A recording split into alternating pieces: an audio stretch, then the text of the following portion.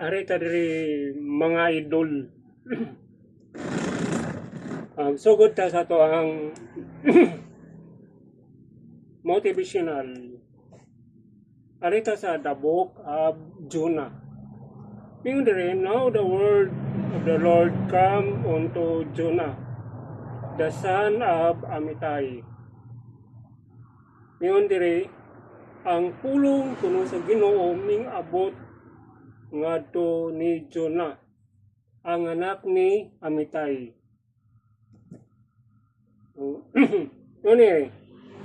Mingon diri, arise and go to Nineveh, the great city, and cry against and their wickedness is come up before me. Mingon diri nga bangon ug adtua ang Nineveh. So kini si Jonah gisugo sa Ginoo sa pag-adto sa Nineveh, kanang dako kayo nga siyudad. Nguna na ba nga kung nakasalay nga sikta, sugoon ka sa imong pastor sa pag-adto ni anong lugar aron imong sangyawan. Mingon diri,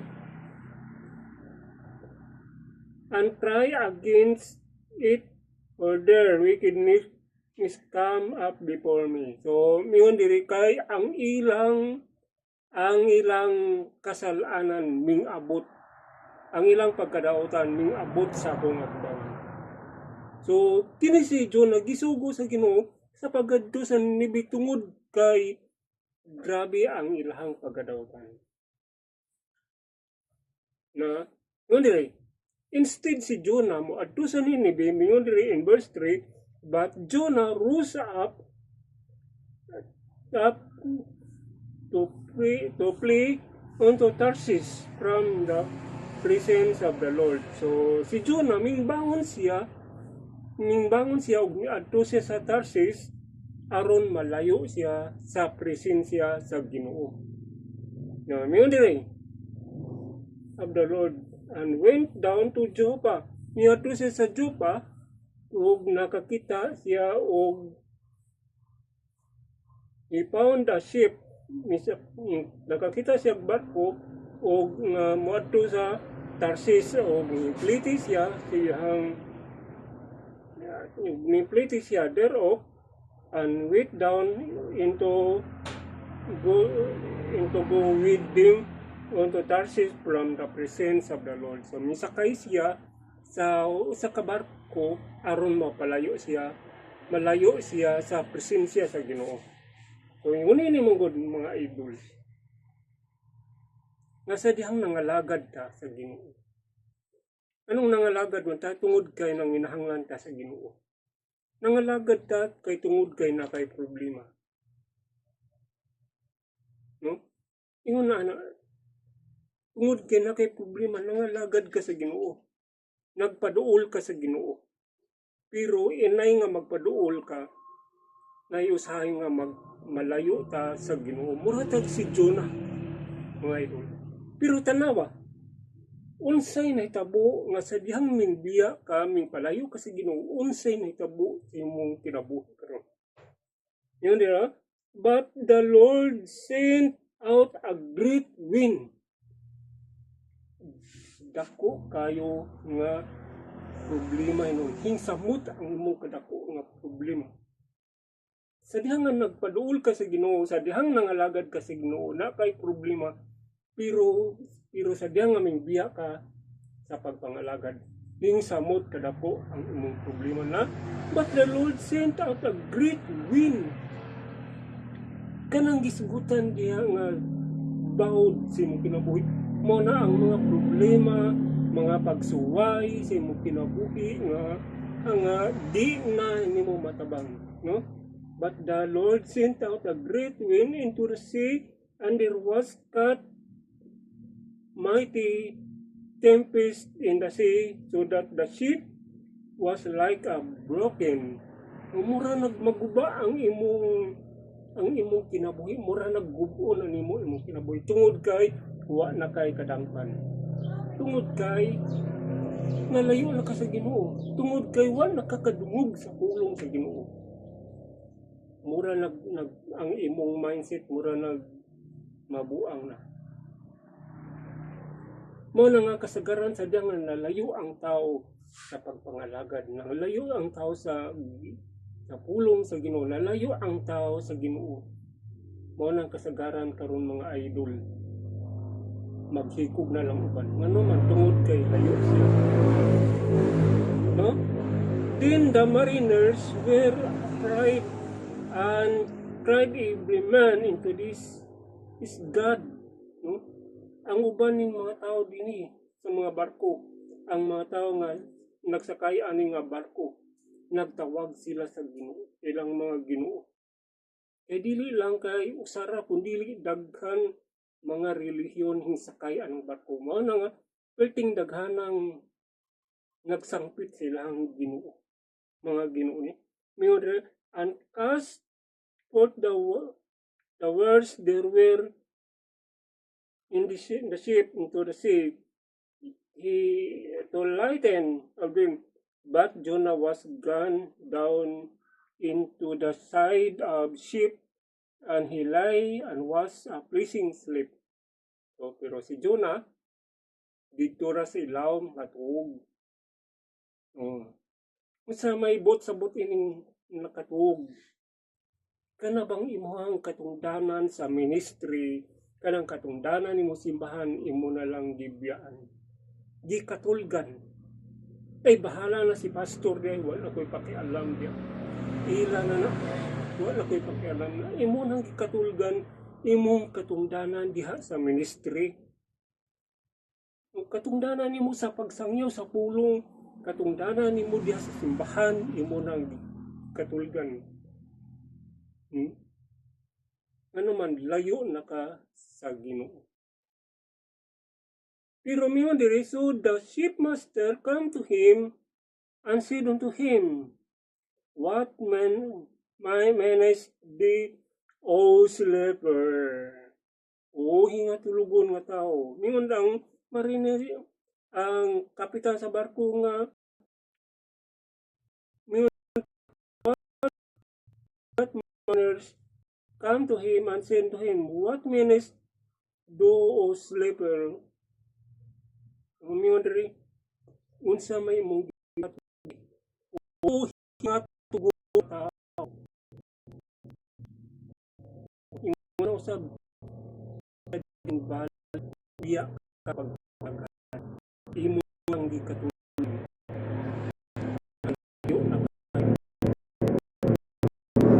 pero alis ko ang bigat bangon ug sakta ang imong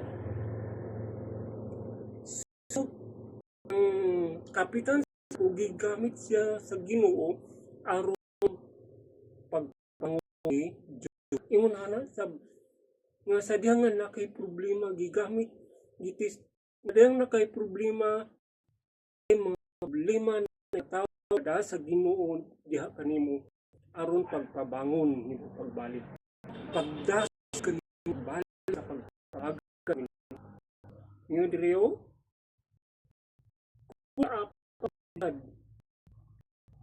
si bida God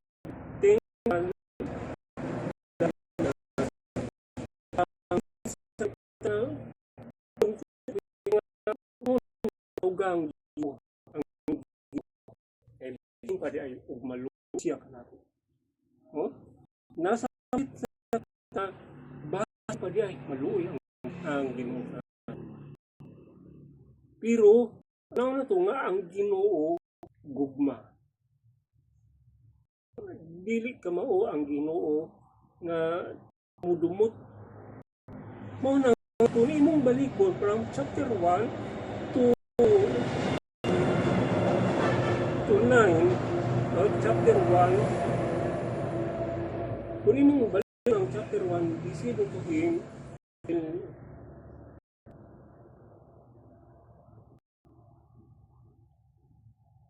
chapter 6 from chapter 1 to verse 1 to 6 ngayon diri pasabot din nga pasabot din ang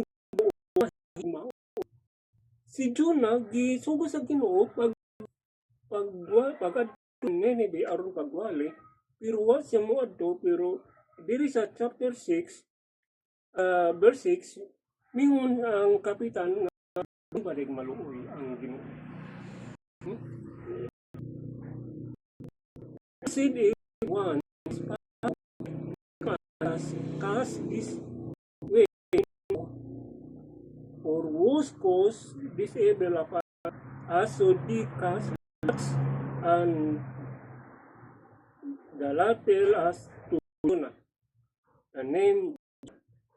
So mingon diri nga ang matagusan mingon diri and said everyone to his fellow. So mingon diri nga rita diri magpapalad na kaya atong tan-awon kung kinsay nakaingon ni pagkadautan ining kadaot.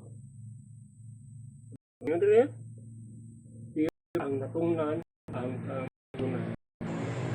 Said unto him, as we pray, whose cause evil is upon us, not thine occupation. Mingon diri,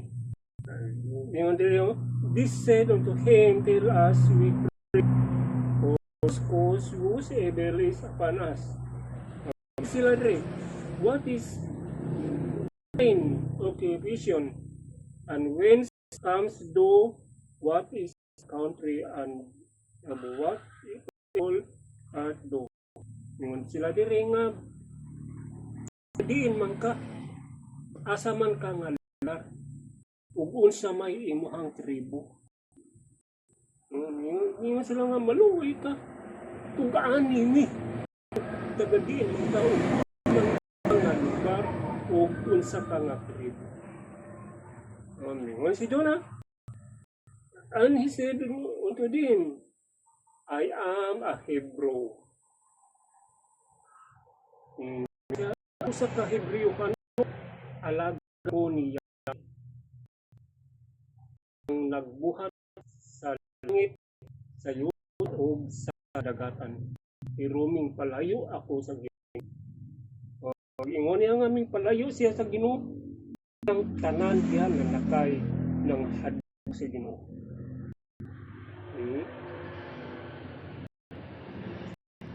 Mingon diri then the man exceedingly afraid and said to him, nangahadlok ng uban ini. Yun, why has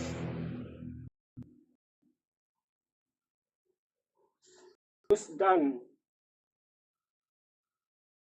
For the man then fled the presence of the Lord, because he had told him. They said unto him, what shall we do unto thee? Mingon na ning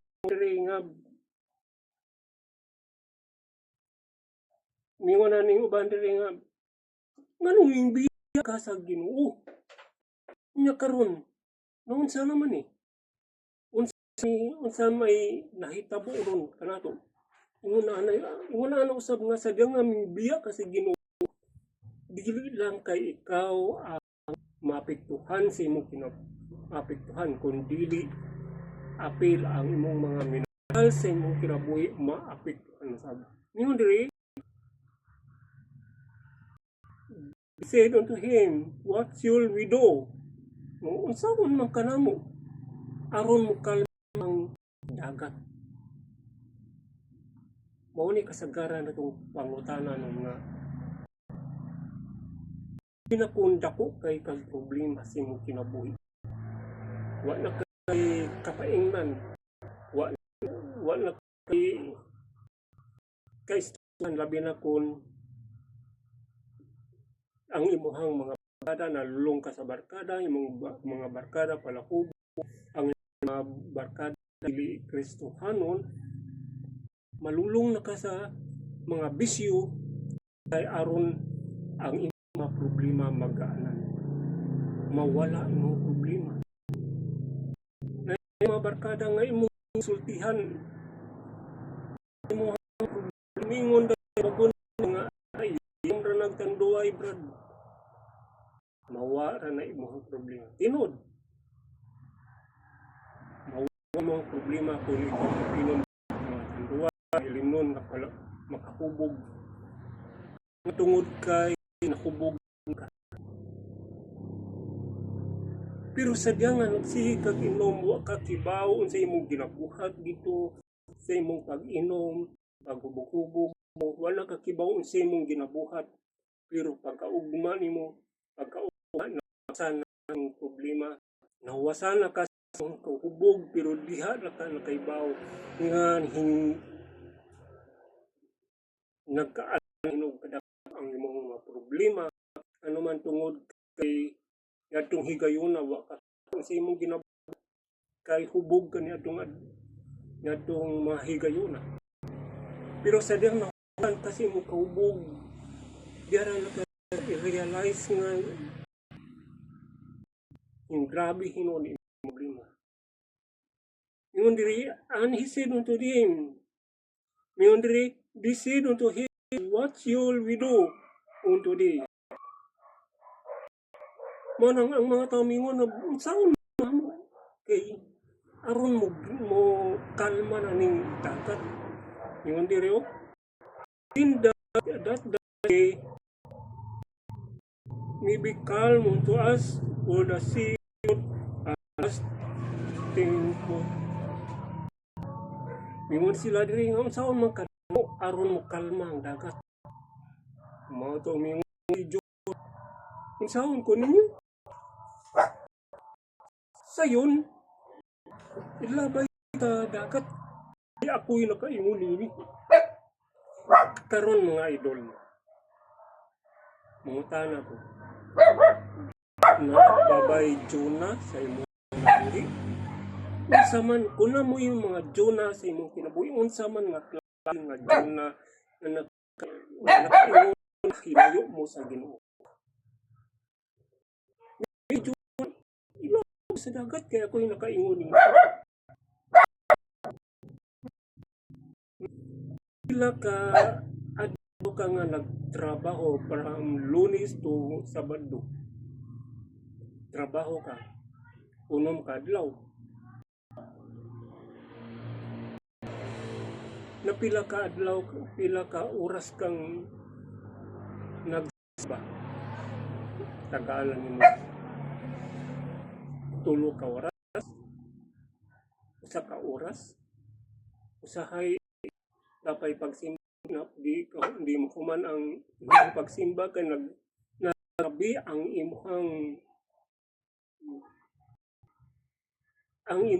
naggrabe ang imong hunahuna sa gawas kay sa pagtutok diha sa pulong sa Ginoo, pagpaminaw sa pulong sa Ginoo. Na ang imong mga kabatan sa imong balay na usa mga kahayupan nga imong gipangbiyaan kay minsimba ka. Sa pagbasa sa Bible, kas kang cellphone. 3 ka oras. Pagbasa sa Bible, oras. Ay, wala mo abot og oras. Minuto ra. 3 minutes. Pila ka oras kang nakatutok sa telebisyon. 3 ka oras. Samtang makigstorya ka sa ginatagan ni mo 2 minuto. Mingon ang mga taon sa ka na mo aron mo kalma ka. Jonah, saon ko ninyo, simple, ilabay ko sa dagat. Termino nga paglabay dili nga imong ilabay ang imong mga cellphone, imong ilabay ang imong mga telebisyon ug sa diha. Ang imong ilabay ang imong pagkahilig. Mao nay ilabay. Ang imong mindset nga instead mo simba ka nga ang imong mindset nimo imong itumong sa pagpaminaw sa pulong sa bahala ng mga butang diha, bahala ng imong mga kakahayan diha basta sa adlaw sa Ginoo na dito sa simbahan. No? Ana. Miyon diri ani si Miyon diri in verse 30, never till is the main road hard to bring to the land, but they could not see the road. Therefore, they cried unto the Lord and said, so ang mga tao nini nga sa wa pa nila ilabay si Jonah nampo ang mga tao nga mingon sila ayun taon miyon diri we beseech thee, O Lord, we beseech thee, let us not perish. Ayaw into duty for this man's life, and lay not upon the innocent blood, for thou, O Lord, has done as it pleased thee. So ayaw into sinuti. So he took up Jonah and cast him into the sea, and the sea ceased from herringing. Kalma ang sadyang nga ilang gilay si Jonah. Kini siya pagmatuod nga kung ang imuhang pagpangalagad mo ba sa Ginoo ang imong pagpangalagad ang imuhang problema. Sadyang imbalik ka sa pangalagad, imbalik ka sa Ginoo ang imuhang mga problema, mga kasakit, hinay-hinay siyang mukalma. No? Then the men heard the Lord. Ang mga tao gumika ni Jonah, ang mga tao nabalik sa Ginoo. Ngadto sa ilan sa Ginoo. Pero unsay saad sa Ginoo? Kalinaw. Unay pinakambot, kalinaw ang gihatag sa Ginoo. Gisuklian silang kalinaw. Kadiyang balik sa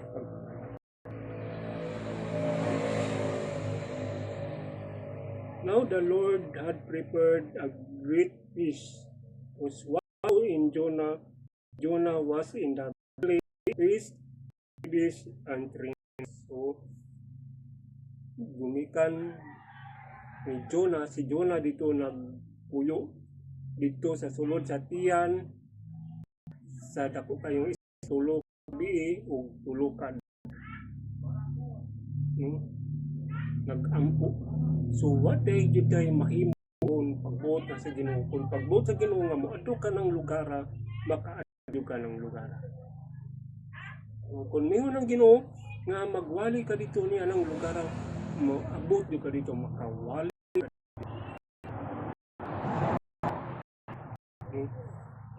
Na kung kabubuto na Ginoo. So what day mahimo? Wala ang Ginoo magagiya ka. Bisag unsa ka kanindot sa imong kinabuhi, bisag unsa ka kapuhong, kanindot sa imong balay, kanindot sa imong trabaho, kanindot sa imong negosyo, wala